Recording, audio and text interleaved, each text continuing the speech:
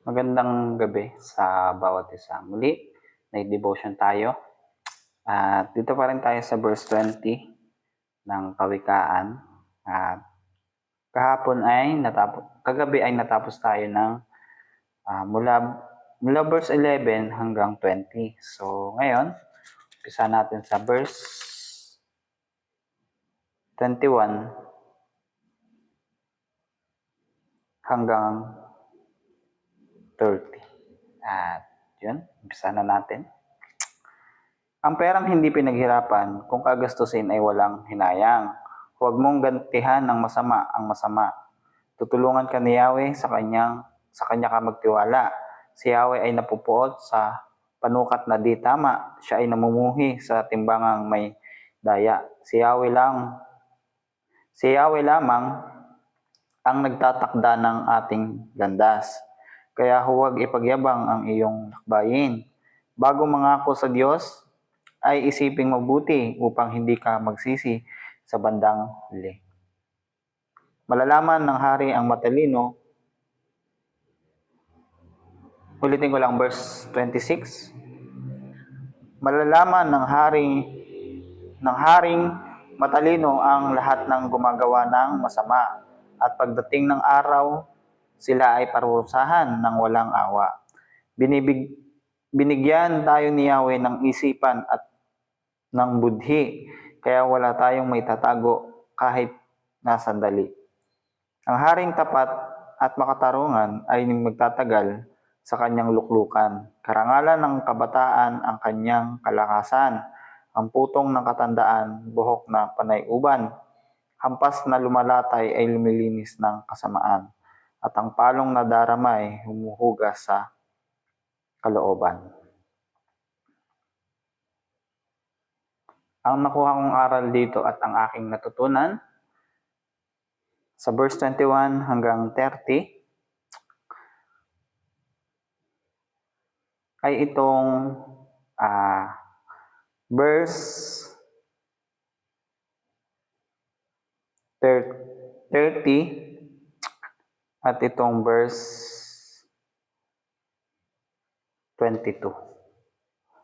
Na sabi dito sa verse 22, huwag mong gantihan ng masama ang masama.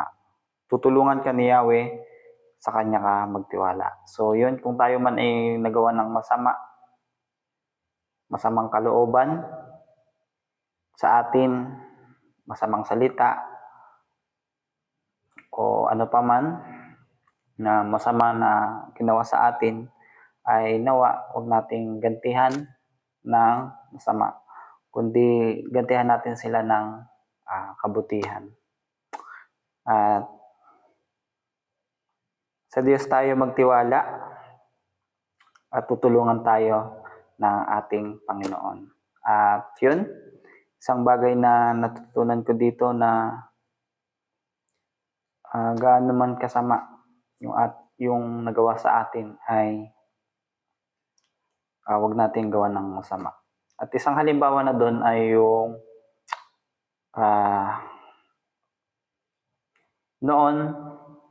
nung hindi ko pa to nababasa at hindi ko pa naunawaan tong salitang ito, ay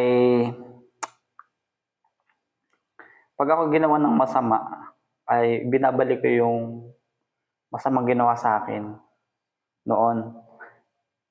At yun, dahil yun nga, ayokong magpatalo. Kung ako man ay ginawan mo ng masama, ay gagawan din kita ng masama sa anumang paraan. At yun, salamat sa Panginoon sapagkat dinala ako ng Panginoon dito sa church. At salamat dahil binago niya yung aking pananaw sa buhay. At yun, salamat dahil patuloy siyang gumagamit ng tao na nagiging mabuting halimbawa sa akin upang talikdan yung aking maling pananaw sa buhay. At yun, at salamat sa Panginoon sapagkat nabasa ko tong verse 22 sa tuwing pagde-devotion ko. Huwag mong gantihan ng masama ang masama. kundi gantihan natin sila ng kabutihan, pagiging mabuti natin sa kanila, at kay Yahweh tayo magtiwala at tayo ay tutulungan niya. At yun. At ito naman verse 30, ang hampas na lumalatay ay lumilinis ng kasamaan at ang palong nadarama ay humuhugas ng kalooban. Yun. Kung tayo man ay dinidisiplina ng ating mga magulang, ay magpadisiplina tayo. At yun, kaya tayo dinidisiplina para tayo ay ituwid at itama. Sabi dito, ang lumalatay, ang hampas na lumalatay. Ibig sabihin, palo ng ating mga magulang. Kumbaga, napapalo tayo, hindi para tayo ay mapasama, kundi upang tayo ay mapabuti. At ang palong nadarama ay humuhugas sa kalooban. So, yun. Pag tayo ay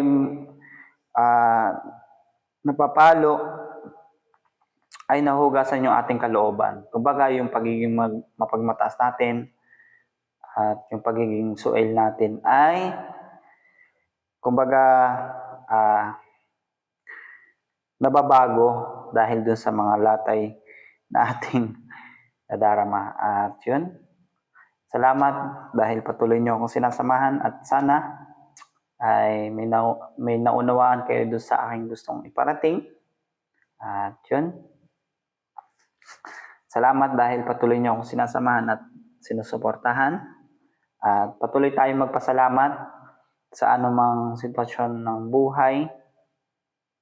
At yun, salamat dahil may Panginoon tayo na sa anumang sitwasyon ay tayo ay tinutulungan. At yun, magtiwala tayo sa Panginoon sa anumang sitwasyon, anuman yung ating nararanasan. Sa Kanya tayo magtiwala at tayo ay tutulungan ng Panginoon. Sabi nga dito sa verse 22, tutulungan ka ni Yahweh, sa Kanya ka magtiwala. At yun, sa Panginoon tayo magtiwala. At God bless. See you to next devotion.